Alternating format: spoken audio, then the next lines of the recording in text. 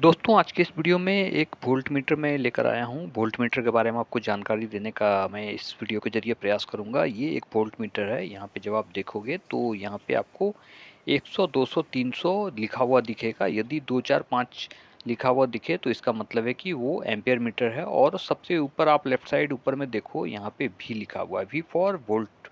और volt meter है, ये प्राइम कंपनी का एक वोल्ट मीटर है। काफ़ी पुराना वोल्ट मीटर है दोस्तों, बट ये जो मैनुअल वोल्ट मीटर है ये काफ़ी लंबा चलने वाला मीटर है, क्योंकि इसकी जो बनावट है इस हिसाब से है कि ये लंबा चले। क्योंकि आप ये देख लो, यहाँ पे आपका 100 के बाद 200 है, 200 के बाद 300 है, बट उसके बीच में 10 पेयर है जिसको आप 10-10 वोल्ट मान लो। यानी 100 के बाद यदि 2 पॉइंट यानी 2 रेखा में है तो 120 वोल्ट, 3 पे है तो 130 वोल्ट, 5 पे है तो 150 वोल्ट। ऐसे ही हम लोग इसका कैलकुलेशन करते हैं यहाँ से। और ये है इसका एडजस्टर। जब हमें लगता है कि भाई वोल्टेज सही नहीं दे रहा है, यानी वोल्टेज का जो काउंटिंग है वो सही नहीं दे रहा है, तो हम वहाँ से उसे ट्यूनिंग कर लेते हैं। और ये इसके पीछे लिखा लगा हुआ दोस्तों है 10 वाट का, 10 के यानी 10 किलो ओम 10 वाट का एक रेजिस्टेंस। ये रेजिस्टेंस का खास तौर से ये काम है कि इसके अंदर जो हम लोग कॉइल में 220 वोल्ट अगर हम डायरेक्ट देंगे तो कॉइल तत्काल जल जाएगा। और अगर डायरेक्ट के लिए हम कॉइल को वाइंडिंग करें तो काफ़ी सारा कॉइल लगेगा। इसलिए यहाँ पे दिया जाता है एक 10 के का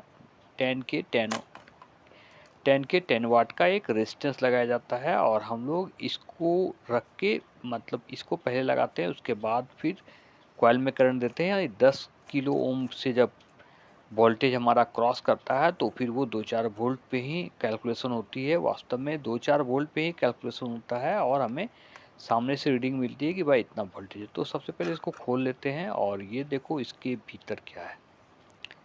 इसके भीतर दोस्तों ये मीटर है, ये इसका एडजस्टर है। मीटर काफ़ी पुराना है, इस वजह से इसकी जो सामने का जो लेंस है ये गंदा हो गया है, बट काम अभी भी करेगा। ये इसका जो मीटर है ये काफ़ी अच्छा मीटर है। और ये देखो इसके नीचे जब आप देखोगे तो यहाँ पे आपको कॉइल दिखेगा, और कॉइल के साथ साथ 10 वाट का एक रेजिस्टेंस भी मिलेगा।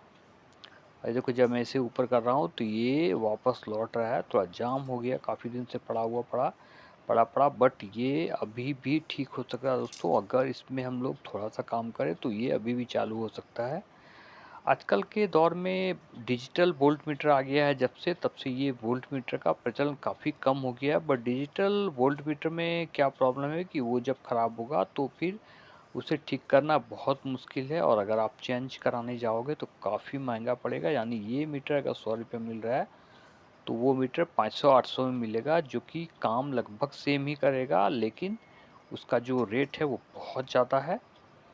इसलिए आज भी इस मीटर का उपयोग किया जाता है। पहले के दोस्तों ज़माने में क्या होता था, हम लोग इन्वर्टर में लगाते थे एम्पियर मीटर एक साइड वोल्ट मीटर, ताकि हमें वोल्टेज एम्पियर दोनों पता चल सके। बट आज के डेट में अगर देखो डिजिटल इन्वर्टर में तो डिजिटल एलईडी आ गई है। वहाँ पे हमें सारा लोड वगैरह का जो फंक्शन है, वाटेज, वोल्टेज, एम्पियर, सब कुछ हमें वहाँ देखने को मिलता है। बट आजकल का जो मीटर आ गया है उसकी जो वर्क कैपेसिटी है वो काफ़ी लंबी नहीं चल पाती है। कुछ ही दिनों में फिर वो ख़राब हो जाता है और हमें काफ़ी सारा खर्चा करना पड़ता है उसे चेंज करने में, क्योंकि रिपेयर तो समझ लो नहीं के बराबर ही होता है। वो मीटर कभी भी रिपेयर आप नहीं कर सकोगे।